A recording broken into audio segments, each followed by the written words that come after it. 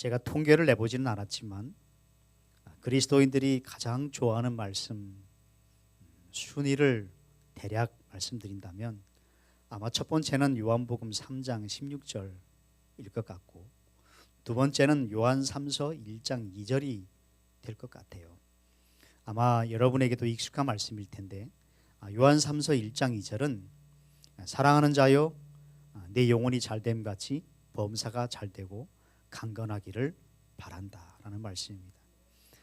그런데 많은 분들이 놓치고 있는 것이 요한 사도가 이 축복의 메시지, 이 엄청난 축복의 메시지를 선포한 그 가이오라는 사람, 그리고 그 사람이 어떤 삶을 살아왔기에 사도 요한이 이런 엄청난 축복을 했는지는 많은 분들이 간과하고 있다는 거예요. 사도 요한이 이렇게 엄청난 이 축복을 선포할 정도로 가이오의 그 삶을 사실 주목하는 것이 중요합니다.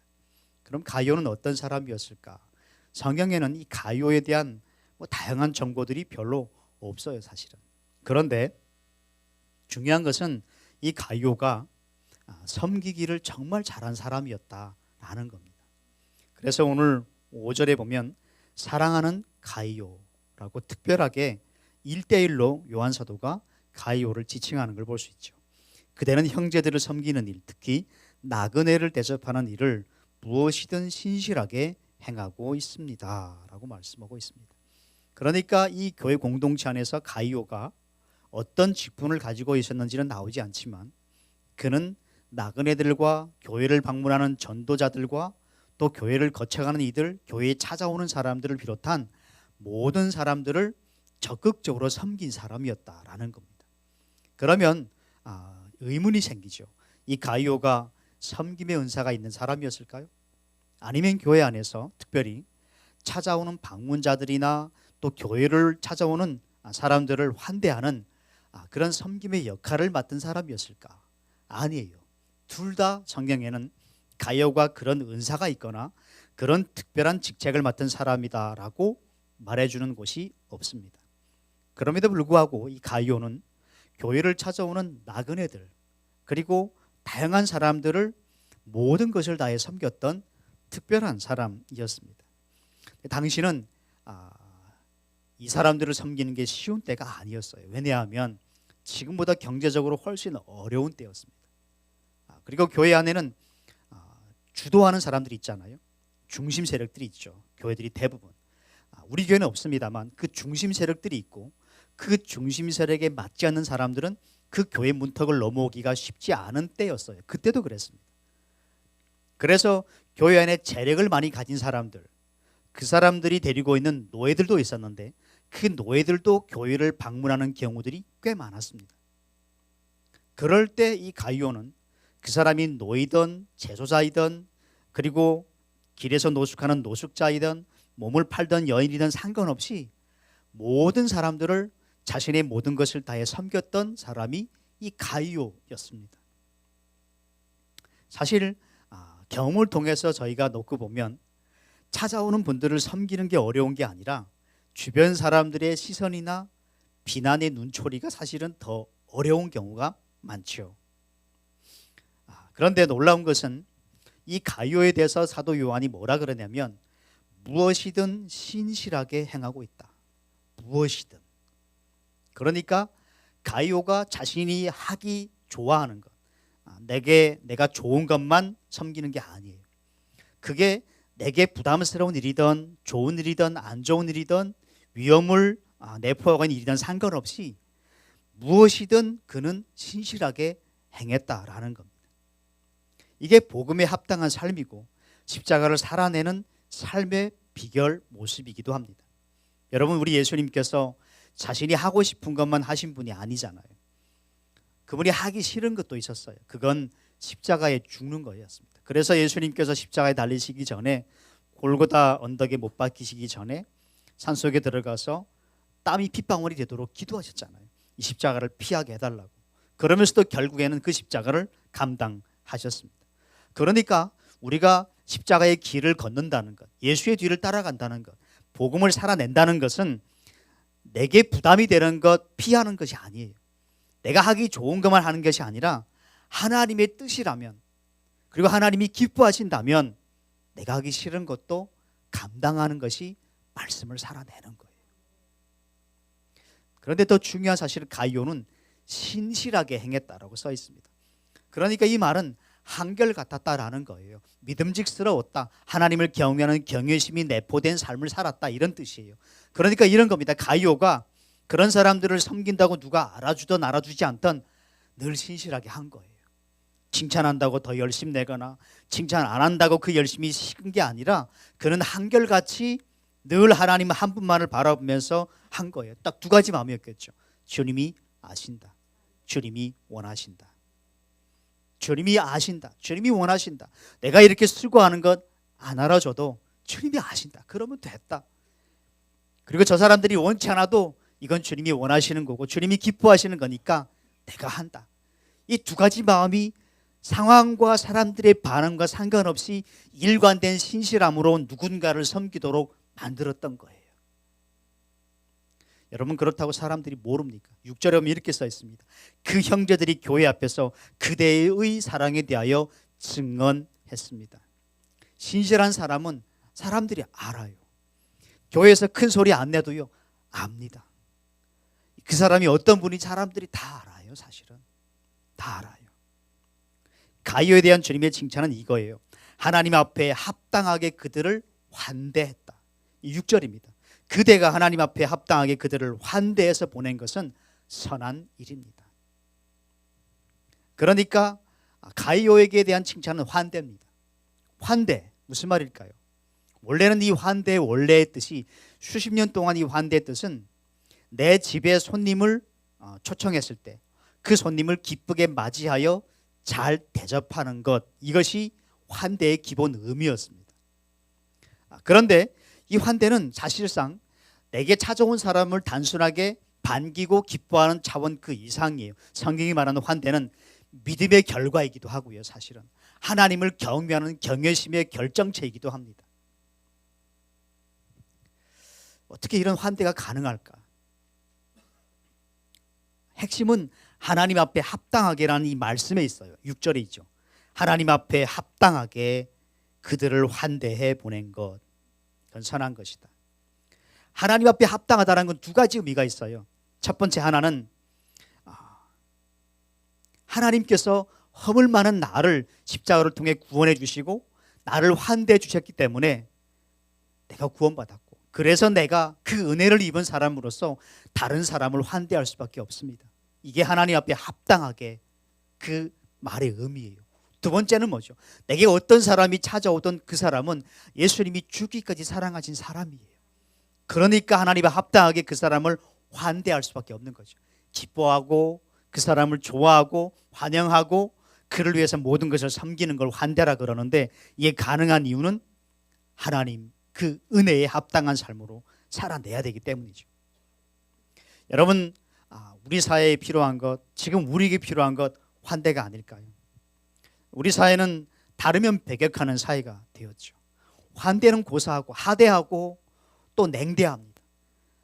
그래서 제가 이 환대의 반대말이 뭘까 많이 생각해 봤는데, 사전에는 이 환대의 반대말을 적대라고 나와 있더라고요. 근데 저는 적대까지는 아닐지라도 이 환대의 반대말은 냉대 혹은 하대합니다. 나보다 낮게 여기고 못났다고 여기는 거예요. 문화로 인해서 하대하고요, 환대하지 않죠. 신념이 다르다고 환대하지 않습니다. 냉대하고요. 그러나 교회는요, 이 세상과는 다르게 교회만큼은 환대받는 곳이 돼야 됩니다. 그가 누구든요, 어떤 정치적 색깔을 가지고 있던, 어떤 마음을 가지고 있던, 어떤 삶을 살아왔던, 교회만큼은 누구나 이 교회에 들어오면 환대받는 곳이 바로 교회여야 된다. 돈 많은 사람만 환대받는 것이 아니라 가난한 사람도 환대받고, 많이 배운 사람만 환대받는 것이 아니라 배우지 못한 사람도 환대받고, 영적인 깊이가 깊은 사람만 환대받는 것이 아니라 깊이가 얕은 사람도 환대받고, 잘 섬기는 사람만 환대받는 것이 아니라 잘 섬기지 못한 사람도 얼마든지 환영받는 곳이 교회여야 된다라는 거예요. 도덕적으로 완벽한 사람만 환대받는 게 교회가 아니에요. 교회는 도리어 상처 입고 연약하고 실수 많은 사람들이 더 환대받는 곳이 바로 교회여야 됩니다. 왜 그래야 될까요? 주님이 우리를 환대해 주셨기 때문입니다. 예수님께서 허물과 죄로 반역의 삶을 살아온 우리를 적대시하셨더라면 우리 중에 누가 구원을 얻을 수 있었겠습니까? 예수님께서 받아주셨기 때문에 우리가 구원을 받고 하나님의 자녀가 되어서 오늘까지 살아온 거잖아요. 여러분의 삶을 한번 돌아보십시오. 우리가 이 자리에 있기까지 얼마나 많은 분들이 우리를 삶의 요소에서 환대해 주셨나요? 제 삶을 한 문장으로 이야기하라 그러면 환대의 여정이라고 말씀드릴 수 있습니다. 제가 중국에 갔을 때 쉬운 일이 아니었어요, 사실은. 가서 제가 간 집이 우리 교회가 파송하고 달마다 후원하고 있는 김철령 목사님, 조선정 목사님의 집이었습니다. 두만강 옆에 있었는데요. 제가 밤 12시 넘게 그 집에 갔어요. 동생이랑 같이. 갔는데 그 김철령 목사님 당시 전도사님이셨는데 그 목사님의 어머니가 굉장히 나이 많은 권사님이셨습니다. 12시 넘었는 들어가서 저는 진짜 배고팠거든요. 걸어서 다 지나다니잖아요. 저기서부터 윗동네에서부터. 너무 배고파서 빨리 밥 먹었으면 좋겠는데 권사님이 밥솥에 있는 묵은 밥을 다 꺼내셔가지고 땅콩에다 담으시는 거예요. 그 밥 안 주고 새 밥을 안 치시는 거예요. 그 제가 그냥 배고프니까 묵은 밥이라도 괜찮습니다. 그랬더니 이렇게 말씀하세요. 그분이 하나님이 이렇게 귀한 분들을 보내주셨는데 어떻게 묵은 밥 주겠냐고. 그러면서 그 밥솥에 새 밥을 안 치셔가지고 주셨어요. 지금도 기억나는데 그 하얀 이불에 소미불에 빨간 자수처럼 수놓은 새 이불 같은 아끼는 이불을 아랫목에 내리셔가지고 저희 두 형제에게 이렇게 주셨습니다. 그리고 며칠 저희들이 연길로 가는 걸 위해서 며칠 동안 권사님과 교회가 기도해 주셨어요. 근데 그게 쉬운 게 아니었어요. 그때 당시에 중국 경찰이 고향에서 온 사람들을 집에 재우거나 드리거나 교회에서 예배드리면 엄청 많은 벌금을 내렸어요. 가정마다. 그래서 대가 지불이 필요한 상황이었는데 동네에서 인식도 안 좋아졌고요. 그리고 그때 당시에 몇몇 고향에서 온 안 좋은 분들이 강도짓을 해가지고 이 고향에서 오신 분들에 대한 인식이 안 좋은 때였습니다. 그런 때에 기꺼이 저희를 환대하여 묵은 밥 내놓고 새밥 지어서 최고의 것으로 저희를 섬겨주셨어요. 정말 불신자였던 예수를 아무것도 모르던 저는 그때 그분들의 그 환대를 통해서 하나님의 사랑에 조금씩 눈을 뜨기 시작했습니다. 연길에 갔어요. 많은 일들이 있었지만 그때 잡히면 고향으로 보내질 수밖에 없어. 가면 죽죠. 갈 데가 없었는데 그때 구성우라는 조선족 평신도 집사님이 자기 집에 저희를 받아들여 줬어요. 한 7명이 그 집에 갔는데 두 분 다 출근하시는 분이셨고 조선족 분들이 아들하고 딸이 있었습니다. 초등학생이었고 거기에 10대인 탈북한 고아들과 저를 비롯한 한 7명이 그 집에 들어간 거예요. 오라 그러셔가지고 1년 넘게 저희를 거둬주셨어요. 그 아들이 울면서 어느 날 자기 아버지에게 이렇게 말했어요. 아빠는 친친 자식보다 저 형들을 더 많이 사랑한다 그랬어요. 그렇게 상처 주면 주고 싶은 게 아니었지만 자식의 눈에는 그렇게 보인 거예요. 그분이 아침에는 일찍 일어나서 밥 하시고 그리고 밥 먹고 같이 그리고 예배를 드리셨어요. 항상 그 집사님이 대머리셨고 키 작고 다부진 몸에 성격이 불같은 분이셨는데 예배 드리고 그리고 나서 자기는 출근하셨어요. 두 분 다 저에게 일찍 돌아와서 항상 야채를 사들고 들어와서 요리하고 같이 밥 먹고 예배 드리고 남한과 북한 중국을 위해서 항상 같이 1년 넘게 그렇게 했습니다. 한때는 중국 경찰이 너무 많이 잡으려고 하니까 그분이 이렇게 말씀하셨어요. 경찰 아파트로 가자. 그래서 저희들이 연길시 북대가에 있는 경찰 아파트에 이사를 하게 되었어요. 앞집도 경찰이고요. 아파트 10층이었는데 윗집도 경찰이고 아랫집도 경찰, 다 경찰인 거예요. 경찰만 사는 아파트에 이사 간 거예요. 그분이 저희랑 같이 더 크게 찬양하고요. 등잔 밑이 어둡다고 하나님이 여기서 우리를 지켜주신다. 그분이 이렇게 말씀하셨어요. 단 한 번도 잡힌 적이 없고 주님에다 성경책 끼고 영길교회 예배드리러 다녔어요. 저희가. 코로나 전에 그분이 평택에 일하러 오셨어요. 노동자로. 조선족 집사님이신데 전화를 드렸어요. 저는 은혜를 갖고 싶었으니까. 그분이 자기가 있는 주소를 말씀 안 해주셨고 이렇게 저 전화할 때 이렇게 말씀하셨어요. 그때 섬긴 건 하나님이 하라고 하신 것뿐입니다. 못 만났어요. 제 삶의 구석구석에 그렇게 환대해 주신 하나님의 사람들 때문에 저는 복음에 눈을 뜨게 되었고 진정한 사랑이 무엇인지 알게 되었으며 하나님의 사랑이 말이 아니라 삶이고 실천이고 이 환대의 사랑이 얼마나 많은 사람들을 변화시키는지 보게 되었어요. 한국에 와서 저를 가장 많이 환대해 준 사람은 제 아내였습니다. 제가 아무도 아는 사람 없잖아요. 뭐 친구도 없고 친척도 없고 아내가 저를 환대했고 신학교에 다닐 수 있게 해줬고 오늘날 주의 종이 된 거예요. 여러분 우리 교회가 해마다 가는 필리핀 김상호 선교사님 대전에 계셨는데 저희 가정이 올 때부터 여러 나라를 거쳐올 때 그 교회가 기도를 많이 했습니다. 중보 기도를 많이 했습니다. 한국에 왔는데 김상호 선교사님이 한번 가족이 다 대전에 왔으면 좋겠다고 하신 거예요. 그래서 갔어요. 그 집에서 막 밥을 먹고 대전의 가장 화려한 무슨 어떤 큰 사거리 쪽에 있는 행사장에 갔습니다. 들어갔더니 몇백 명이 앉아 있는 거예요. 앞에는 당시 대전시장도 앉아 있었고 정계 재계의 여러 인사들이 와서 앉아 있었습니다. 그리고 이 앞에 엄청 큰 현수막이 붙어 있었는데 이렇게 써 있었어요. 허남일 형제 가족 환영합니다. 대형 현수막이 앞에 걸려 있는 거예요. 너무 놀랬고 사진이 있습니다. 저한테 너무 놀랐어요. 그렇게 수많은 분들이 곳곳에서 환대해 주셔서 정말 이방인으로 살아갈 수밖에 없는 이 외로운 땅에서 단 한 번도 외로움 느끼지 못하고 하나님의 사람으로 복음을 위해 지금까지 주님께 쓰임받고 여러분을 섬기게 된 거예요. 이번에 호주에 갔을 때 호주 분이 사시는 그 집 옆에 숙소가 있었는데 그분 숙소였습니다. 거기 가서 며칠 머물렀어요. 린지라는 호주 분 할아버지 장로님이셨습니다. 근데 그분의 성이 허씨예요. 허씨. 왜 그랬냐 했더니 한국을 정말 사랑하고 한국 분들을 너무 잘 섬기는 이 린지 호주 장로님을 위해서 한국 사람들이 지어준 성이래요. 저랑 성씨가 똑같더라고요. 근데 그 장로님이 저는 나중에 알았습니다. 이거를 나중에 알았는데 그분이 자기가 있는 그 집 같은 마당에 숙소를 저희들에게 내주셨어요.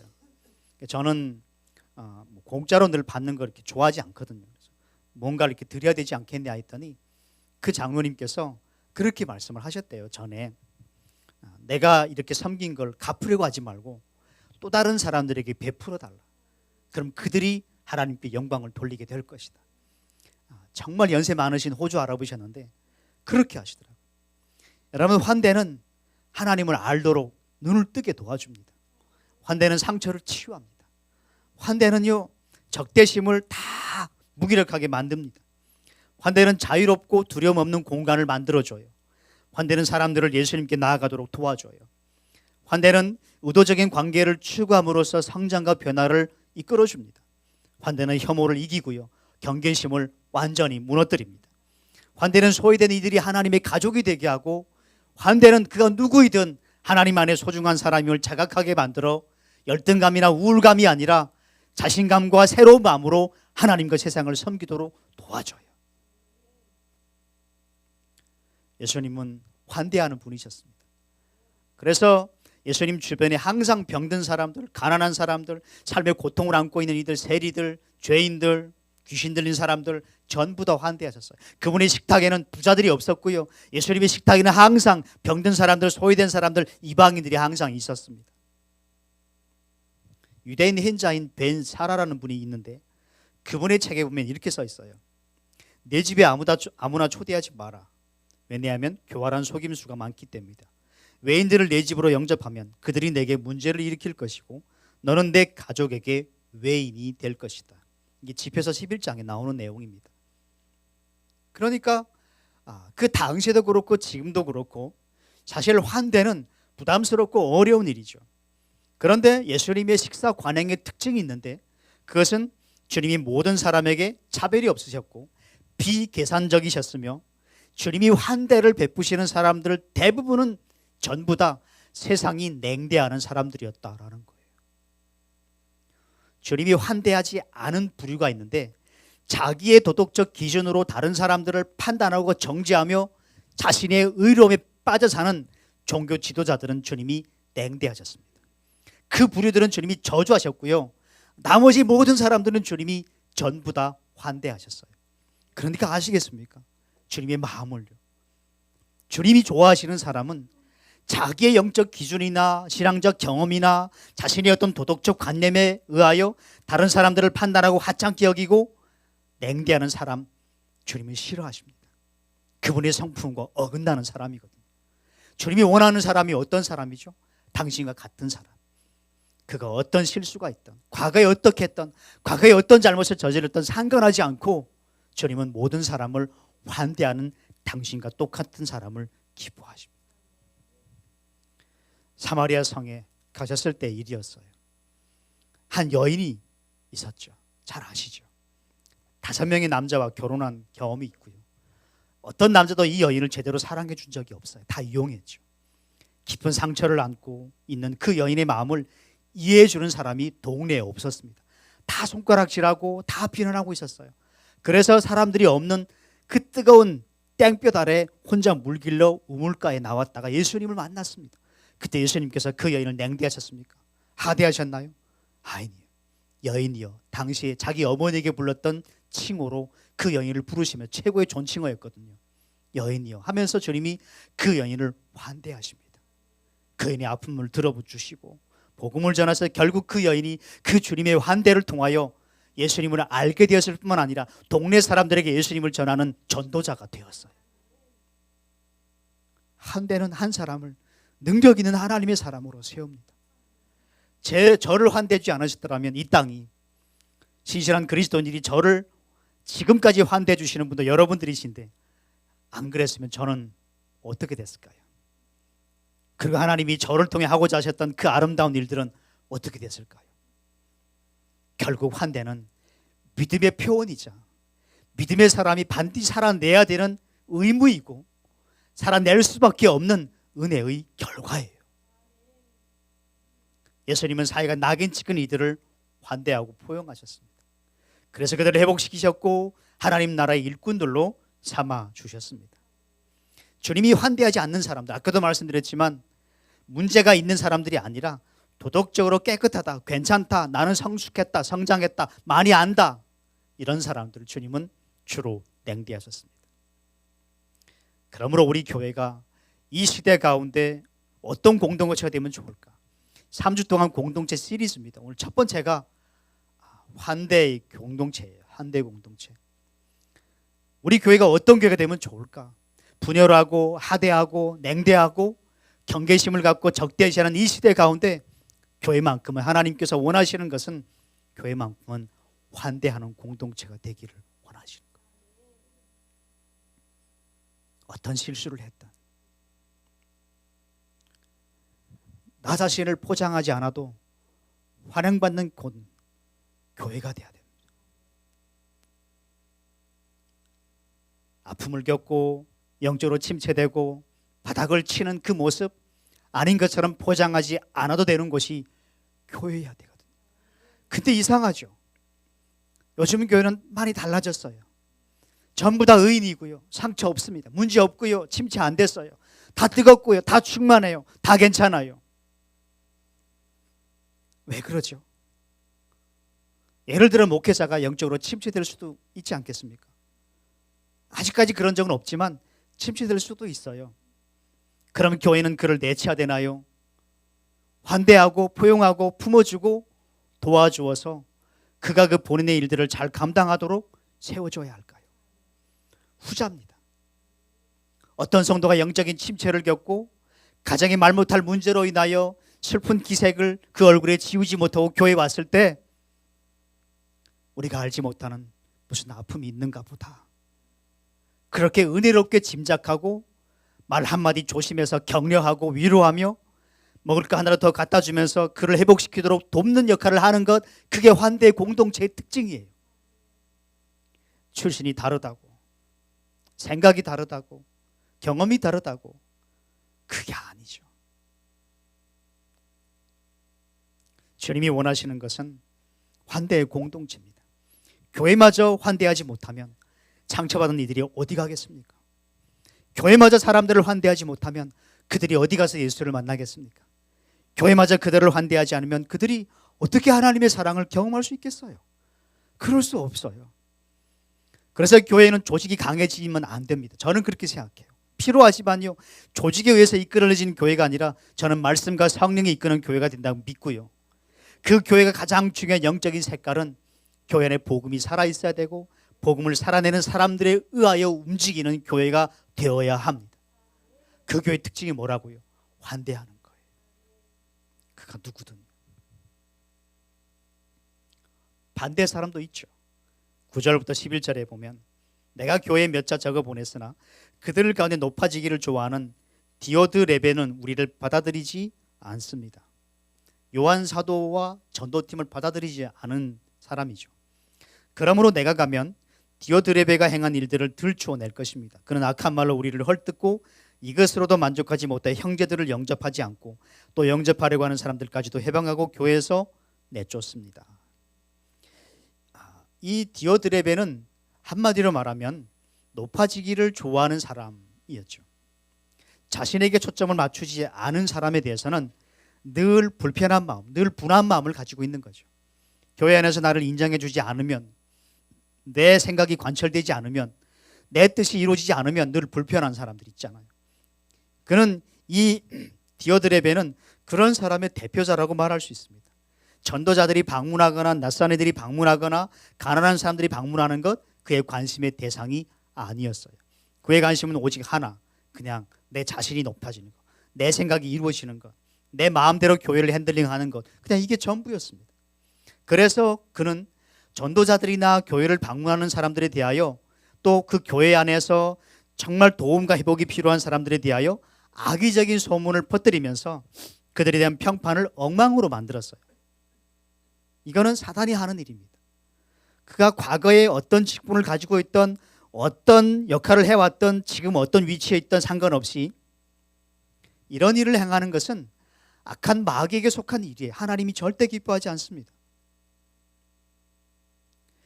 아까 말씀드렸던 김상호 목사님이 대전에서 횃불교회를 섬겼습니다. 담임 목사님이셨어요. 김상호 목사님이 그 횃불교회를 섬기면서 한편으로 하나님이 그분에게 하라고 하신 일이 교정사역이었습니다. 교도소에 있는 사람들을 섬기는 일이었어요. 교도소 안에 그분의 제자가 당시에 2,000명이 넘었습니다.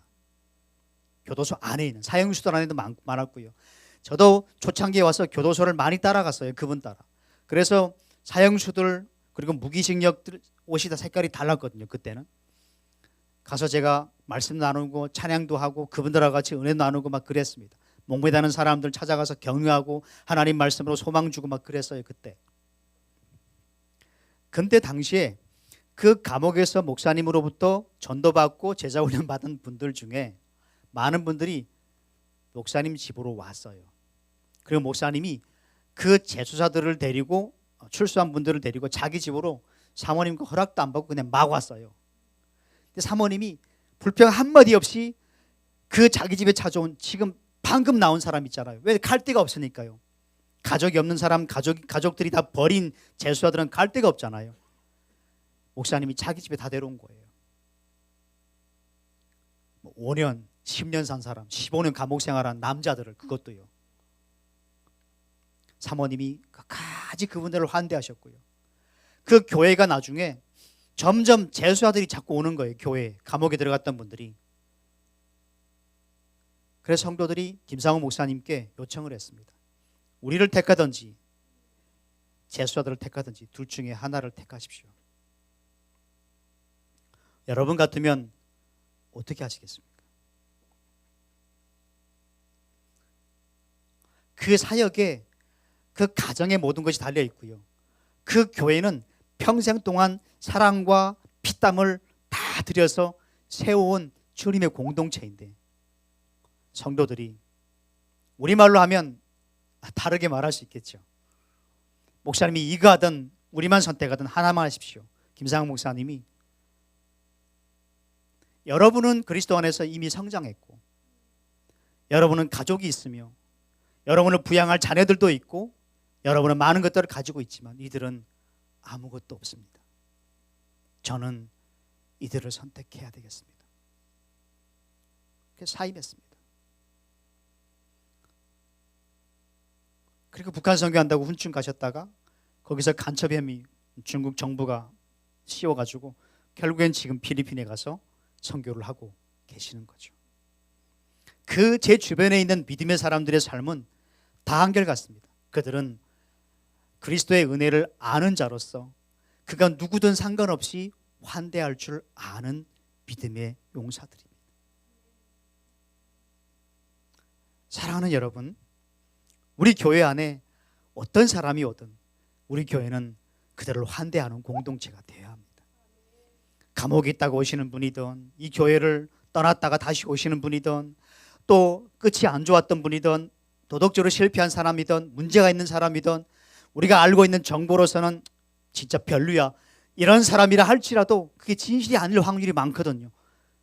섣불리 판단하거나 정지하지 않고 모든 사람을 환대하여 그리스도의 공동체를 이루어 하나님의 은혜 안에 함께 성장해가는 믿음의 공동체가 되는 것이 우리의 일이에요. 우리는 그걸 위해 부름받았어요. 그렇지만 저는 한 가지 분명하게 제가 아는 게 있어요. 그날 교회 성도들은 진짜 성숙합니다. 여러분들은. 저는요, 한국뿐만 아니라 제가 큰 교회 다 가봤어요. 여의도 순복음만 설교 못 해봤고요, 거의 다 해봤습니다. 자랑하는 게 아니에요. 진짜 크고 작은 많은 교회들을 가봤고요, 해외 교회들 정말 많이 가봤습니다. 우리 교회 성도님들만큼 성숙한 분들이 없습니다. 남과 북과 다양한 문화가 이렇게 함께 단 한 번의 갈등과 다툼이 없이 믿음 안에서 이렇게 성장해가는 공동체는요, 지구상에 사실 우리뿐입니다. 진짜예요. 여러분은 성숙합니다. 하지만 그것이 우리가 교만해야 될 근거가 될 수는 없고요, 그것이 우리의 자랑이 될 수도 없어요. 왜냐하면 우리가 이런 삶을 사는 것은 성경적이고 복음에 합당한 삶의 모습일 뿐이에요. 그것은 우리가 새롭게 출구될 어떤 목적이 아니라 그리스도의 은혜를 아는 사람들이 살아낼 수밖에 없는 삶의 여정 속에 드러나는 자연적 열매예요.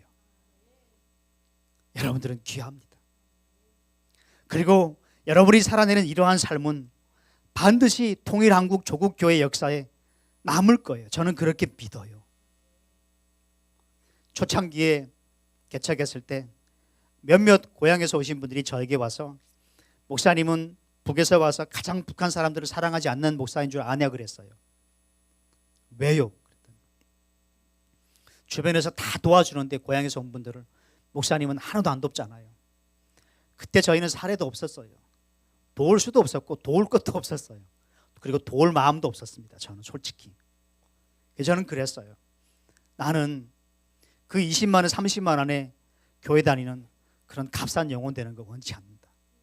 내가 11개 교회 리스트를 알고 있으니까 원하면 주겠다. 지금도 그러거든요. 나는 북한에 통일된 이후에 이 한반도에 세워져야 될 초대교회 같은 그런 교회를 세우고 싶은 것뿐이다. 그런 교회 세울 사람만 남고 다 나가라 그랬어요. 그 처음부터 그 처음 마음 지켜준 사람이 윤정자매 앉아있잖아요. 끝까지 신실하게 함께 해왔고 늘 환대의 앞장에 서서 지금까지 그 공동체에 섬겨왔죠. 저는 이렇게 생각합니다.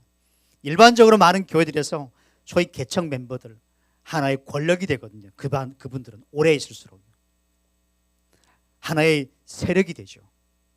우리 교회는 그런 일이 있으면 안 됩니다.